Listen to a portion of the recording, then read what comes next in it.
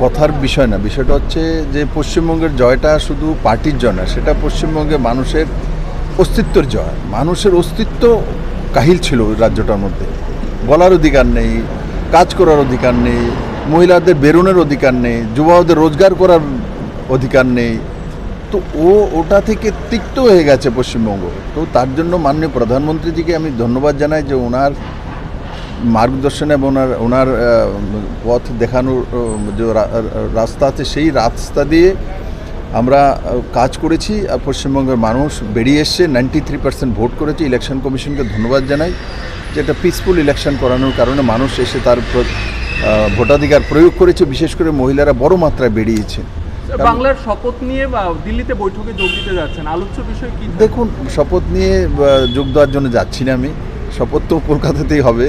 আমি যাচ্ছি কারণ দিল্লিতে তো যেতেই হবে, কাজ আছে, তার জন্য যাচ্ছি। আর যেটা রায় দেওয়ার পশ্চিমবঙ্গের মানুষ দিয়ে দিয়েছে, এখন কাজ হচ্ছে যে আমরা যাতে পশ্চিমবঙ্গের মানুষের যে আশা ভরসা সেটা নিয়ে বিজেপিকে ভোট দিয়েছে, সেটা যাতে পূরণ করতে পারে মাননীয় প্রধানমন্ত্রী নরেন্দ্র মোদীর নেতৃত্বে। সেটাই আমাদের এই বহু বছর পর, 50 বছর পর পশ্চিমবঙ্গের মধ্যে কেন্দ্র এবং রাজ্য এক সরকার আসবে, এক সরকার কাজ করবে। এটা পশ্চিমবঙ্গের মানুষের জন্য বড় বিষয় হবে, কারণ 50টা বছর যাবৎ শুধু কমিউনিস্টও কেন্দ্রের সঙ্গে লড়াই করে মানুষদেরকে নেগেটিভিটির মধ্যে নিয়ে গেছে।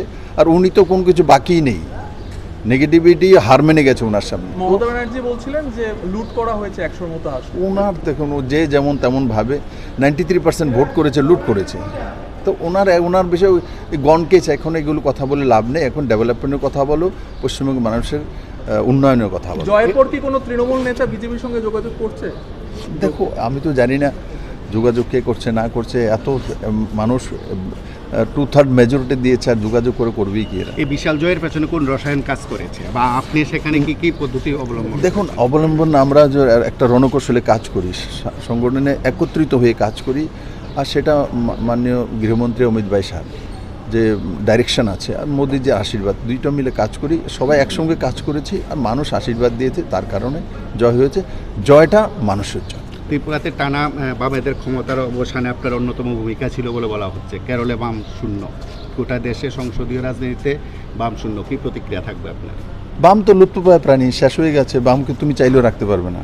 ওদের যে ধারা, ওদের যে কি বলছে, তাদের যে নিয়ম কানুন, এগুলো এখন আর দুনিয়াতে চলে না। এখন এর যুগ চলে এসে ওরা বলবে ভাই কোদাল দিয়ে কাজ করে, এখন সবাই ডোজার নিয়ে কাজ করে। তো ওদের কথা তো চলবে না। এরা তো এখনও মানে লুপ্তপ্রায় হয়ে গেছে, পুরনো ধারায় কথা বলে, এগুলো চলে না রে ভাই। আজকাল দুনিয়া অনেক বেশি অ্যাডভান্স হয়ে গেছে। স্যার, শেষ প্রশ্ন, 18 আর 2026 কোন পরিবর্তনটা সবচেয়ে কষ্টের ছিল? প্রত্যেকটা পরিবর্তনই আলাদা একটা নিয়ম অনুসারে হয়, আলাদা একটা যুদ্ধ হয়।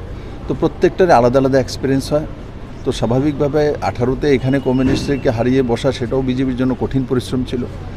পশ্চিমবাংলা তো ওই জগদ্দল পাথর, যেটাকে আইন কানুন কোনো কিছুই মানে না, এমন একটা মহিলা সেখানে মুখ্যমন্ত্রী ছিল। তো সেটাকে সরানো, সেটা বহু কঠিন পরিশ্রম ছিল।